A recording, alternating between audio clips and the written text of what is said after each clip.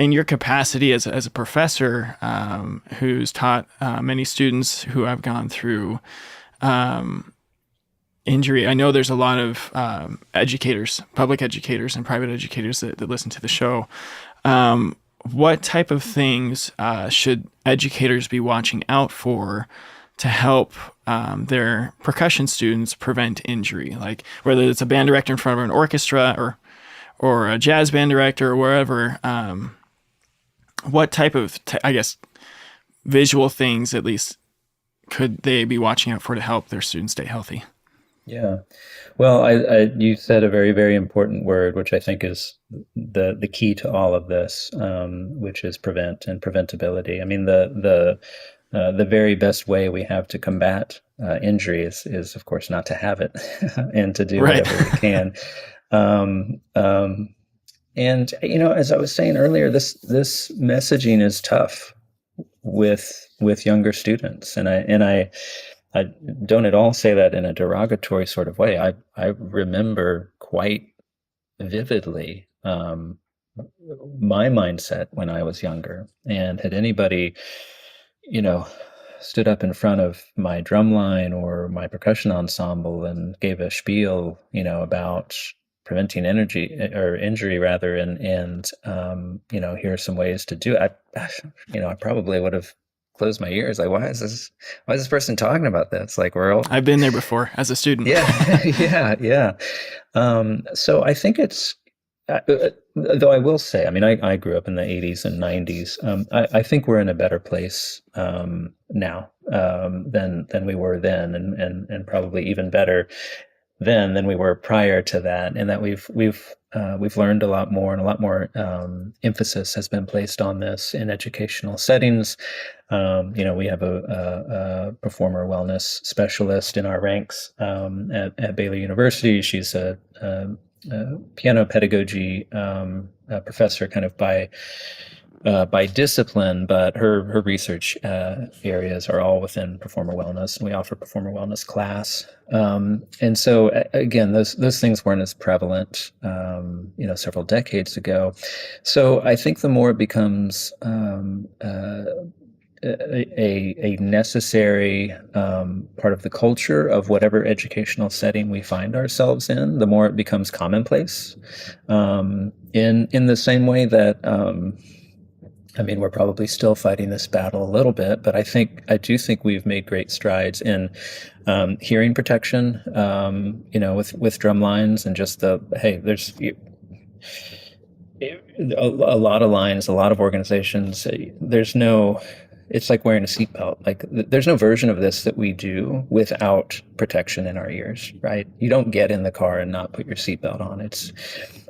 That's taken time, and I think there's still obviously work for all of us to do on that front. But because it's part of the culture now of those scenarios, there you go. That's preventability. That's something that we're not even going to entertain the possibility of ruining our ears at an early age. But with some of these other physical kind of motor skill injuries, things that might pertain to forearms, wrists, hands for drummers especially, making sure that we're working into the curriculum proper stretching, for sure proper warm up, which is and warm up positioned in a way that is achieving exactly what we're talking about. Not warm up to, immediately start just throwing down a million notes, like, all right, let's get the blood pumping for a little bit, but warm up that is sculpted and crafted to get us physically, and I would even argue there are ways to do this to get us mentally in the best space to go and do the thing that we're about to do.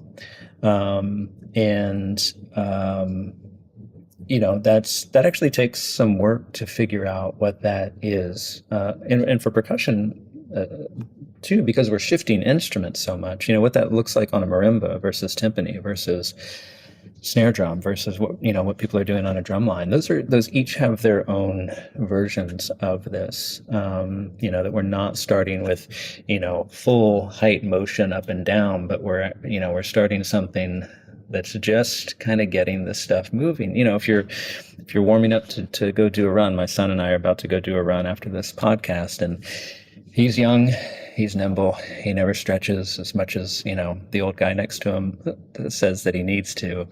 But he's got 4 laps down by the time I'm done stretching and ready to move, because I'm taking it really, really slow. I'm not doing my most intense stretching right out of the gates. I need to. My body says I have to take it slow in order to get to that place.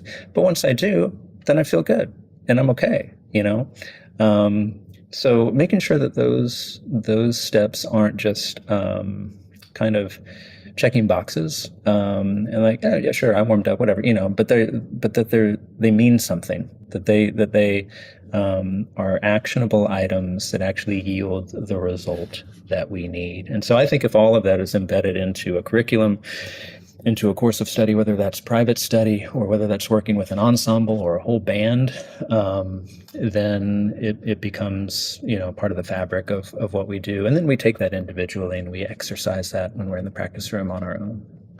Yeah. Yeah, it's interesting how there are certain principles that apply both in private and public settings, but I've found that if the private stuff or the one-on-one or even just personally, that stuff's not in place, then that affects just even those more public settings. And stretching is something that I'm learning more and more every day, that it is more and more important with all things that I do, whether it be exercise or even the trumpet. Like, it's a full body experience. Yeah, Most, right. I would even say that all instruments are full body experiences, whether we realize it or not, Absolutely. Yeah. Hey, thanks for tuning into this episode of Trust the Process, the official podcast of Musician Unchained, the newest coaching program dedicated to helping musicians navigate and overcome injury. But before you go, I have a few quick ways you can stay connected and support our growing community. First of all, I'd love to hear from you. Shoot me a text with the link below and share your thoughts, questions, or just say hi. You can also check the show out on Instagram, Facebook, and TikTok. We also would love to see you in our Facebook support group, Trust the Process Podcast Injured Musician Support Group. If you found value in today's episode, consider making a donation to support our mission of empowering musicians worldwide. Every contribution helps us create more content and resources for you, so visit link number 2 below to support the mission. If you decide to donate, I'll send you my newest resource, the Injured Musician Toolkit, which is an ebook designed to give you tools to help you get through your injury. Subscribe to our newsletter to get exclusive insights, tips, sneak previews of episodes, and announcements straight to your inbox. Act now and I will send you a free gift. So sign up at www.musicianunchained.com/newsletter.